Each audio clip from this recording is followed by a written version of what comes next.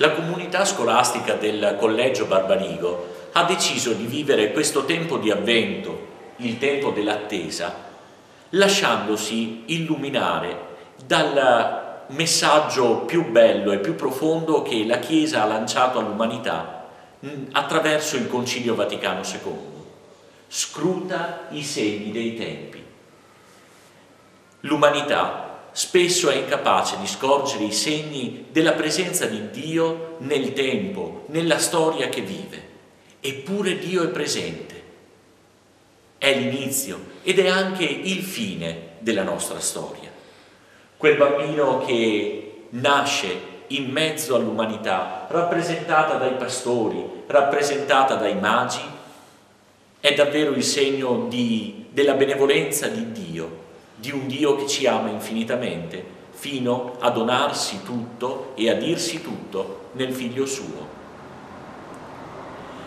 Stiamo vivendo anche l'anno della fede. Benedetto XVI, il Santo Padre, ci ha invitato a riscoprire le motivazioni profonde della fede, ad andare alla ricerca della sorgente della fede. E questa sorgente è proprio la rivelazione di Dio insuperabilmente manifestata in Gesù. Allora l'invito e l'augurio che vogliamo lanciare all'inizio di questo tempo di avvento è proprio questo: scruta i segni dei tempi per crescere nella fede. La fede è donata a tutti.